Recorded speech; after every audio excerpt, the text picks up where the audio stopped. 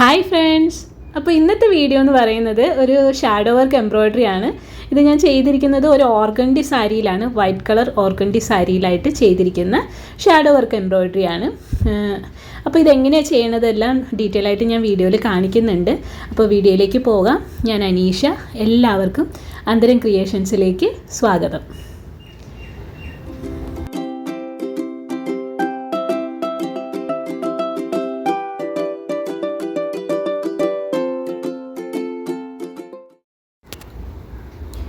അപ്പോൾ ഈ ഒരു ഫ്ലവർ ഡിസൈനിൻ്റെ സെൻറ്ററിൽ ഞാൻ ആദ്യം ചെയ്യുന്നത് ഒരു സാറ്റിൻ സ്റ്റിച്ചാണ്. സാറ്റിൻ സ്റ്റിച്ച് എന്ന് പറയുമ്പോൾ പാഡഡ് സാറ്റിൻ സ്റ്റിച്ചാണ് ചെയ്യുന്നത്.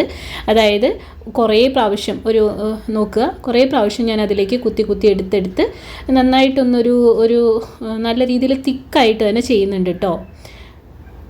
സോ ഇതേപോലെ നല്ല രീതിയിൽ തിക്കായിട്ട് ചെയ്തിട്ട് ഫ്ലവർ മൊത്തം യൂസ് ചെയ്യുന്നത് ഞാൻ ആ ഒരു കളർ ത്രെഡ് തന്നെയാണ് യൂസ് ചെയ്യുന്നത്. ഡാർക്ക് പർപ്പിളോ അല്ലെങ്കിൽ വയലറ്റ് എന്താ പറയുക, ആ ഒരു കളർ ത്രെഡാണ് യൂസ് ചെയ്യുന്നത്. ഇത് ഞാൻ യൂസ് ചെയ്തിരിക്കുന്നത് ആങ്കർ ത്രെഡാണ് യൂസ് ചെയ്തിരിക്കുന്നത്. അത് 6 സ്ട്രാൻഡ് ഓഫ് ത്രെഡ് ഞാൻ യൂസ് ചെയ്തിട്ടുണ്ട്. അതിനുശേഷം നമ്മളിപ്പോൾ ചെയ്യുന്നത് ഷാഡോ വർക്കാണ്. ഇപ്പോൾ ചിക്കൻ കാരി സ്റ്റിച്ചസിൻ്റെ അകത്ത് നമ്മളിതിനെ പക്കിയ സ്റ്റിച്ച് എന്ന് പറയാറുണ്ട്. ഹെറിംഗ് ബോൺ സ്റ്റിച്ച് ൻ്റെ ഒരു ഓപ്പോസിറ്റ് വേർഷനാണ്. അതായത് താഴെ നമുക്ക് ആ ഒരു 6 സാഗ് ഉണ്ടാവും. അത് വെച്ചിട്ട് ഇപ്പോൾ നിങ്ങൾക്ക് ഇങ്ങനെ കാണുമ്പോൾ ആ ഒരു ഷാഡോ അത്ര വിസിബിൾ ആവില്ല.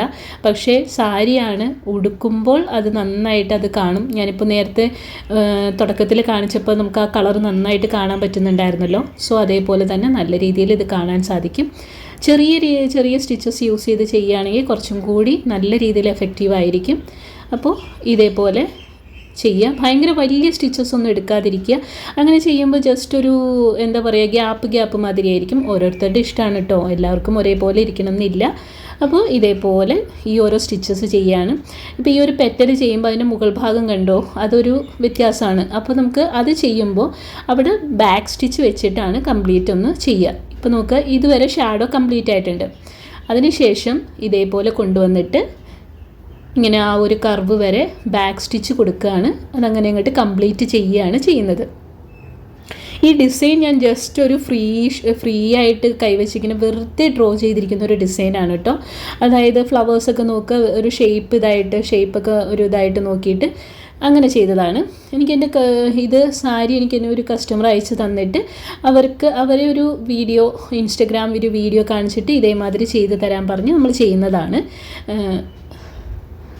സോ അതിനുശേഷം അടുത്ത പെറ്റലിലേക്ക് പോകുന്നു. അടുത്ത പെറ്റലിൻ്റെ മുകളിലേക്ക് ഡയറക്റ്റ് പോകരുത് കേട്ടോ. അങ്ങനെ പോയി കഴിഞ്ഞ് കഴിഞ്ഞാൽ ആ ത്രെഡ് താഴെ കൂടി വലിഞ്ഞ് അപ്പുറത്തേക്ക് എത്തിയിരിക്കുന്നത് കാണാൻ സാധിക്കും. സോ താഴേന്ന് മുകളിലോട്ട് തന്നെ സ്റ്റാർട്ട് ചെയ്യുക. അപ്പോൾ നമുക്കത് ആ ഒരു അടുത്ത പെറ്റലിലേക്ക് പോയപ്പോൾ അതിൻ്റെ ബാക്കി വരുന്ന ത്രെഡ് അങ്ങനെ ശ്രദ്ധിക്കില്ല. അല്ലാതെ ഒരു ത്രെഡ് മുകളിലെത്തി ഇനി അടുത്ത ത്രെഡിൻ്റെ മുകളിലേക്ക് തന്നെ എടുക്കുകയാണെങ്കിൽ ആ ഗ്യാപ്പിൻ്റെ ഇടയ്ക്ക് കൂടി നമുക്ക് ആ ത്രെഡ് താഴത്തെ എക്സ്ട്രാ ത്രെഡ് നമുക്ക് കാണാൻ സാധിക്കും. അങ്ങനെ വന്നു കഴിഞ്ഞാൽ അത് അത്ര ഭംഗി ഉണ്ടാവില്ല. സോ ഇതേപോലെയാണ് ഞാൻ ഈ ഒരു പെറ്റൽ മൊത്തം ചെയ്ത് തീർക്കുന്നത്. സോ നോക്കുക, അതേപോലെ എല്ലാ ഫ്ലവേഴ്സും ചെയ്തിട്ടുള്ളൊരു ലുക്കാണ് നിങ്ങൾ ഈ കാണുന്നത്. വളരെ സിമ്പിളായിട്ട് 2 സ്റ്റിച്ച് മാത്രമാണ്. പിന്നെ ബാക്ക് സ്റ്റിച്ച് യൂസ് ചെയ്തിട്ടുണ്ട്. ഇതിൻ്റെ ബാക്ക് ഭാഗം നോക്കുക, ഇങ്ങനെയാണ് നിൽക്കുന്നത്. ഇതിപ്പോൾ ഒരു മീഡിയം ഫില്ലിങ് വെച്ചിട്ടാണ് ഞാൻ ചെയ്തിരിക്കുന്നത്. ഭയങ്കര അടുപ്പിച്ചുമല്ല, എന്നാൽ ഭയങ്കര അകത്തിയൊന്നും അല്ല ചെയ്തിരിക്കുന്നത്. സോ ഇതേപോലെ ഇതിപ്പോൾ താഴെ പ്ലീറ്റിൻ്റെ അവിടെ വരുന്ന രീതിയിൽ ഈ ഒരു സ്റ്റിച്ചസ് മുകളിലോട്ട് നമ്മൾ ചെയ്തിട്ടുണ്ട്. പിന്നീട് മുന്താണിയുടെ ഭാഗത്താണെന്നുണ്ടെങ്കിലും ഒരു എൽ ഷേപ്പിൽ കുറച്ച് നീളത്തിൽ തന്നെ ചെയ്തിട്ടുണ്ട്. ഇത് ഏകദേശം ഒരു 12-13 ഇഞ്ച് നീളത്തിലുണ്ട് കേട്ടോ. അത്രയും നീളത്തിൽ തന്നെ നമ്മൾ ഈ ഒരു വർക്ക് മുന്താണിയുടെ ഭാഗത്ത് ചെയ്തിട്ടുണ്ട്.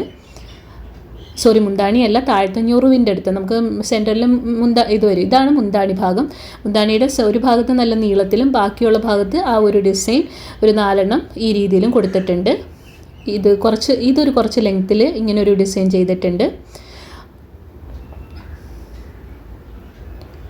അതിനുശേഷം ചെയ്തിരിക്കുന്നത് നമ്മൾ ചെസ്റ്റ് ഭാഗത്തായിട്ട് നമ്മൾ പ്ലീറ്റ് ഞൊറിഞ്ഞെടുക്കുമ്പോൾ ഒരു ഭാഗത്ത് ആ ഒരു ചെറിയ ഡിസൈനും ഇപ്പുറത്തെ ഭാഗത്തായിട്ട് ഇത്രയും നീളത്തിൽ, അതായത് ശരിക്കും വിസിബിൾ ആവുന്ന രീതിയിൽ അത്രയും നീളത്തിൽ തന്നെ വേറൊരു ഡിസൈനുമാണ് ചെയ്തിരിക്കുന്നത്.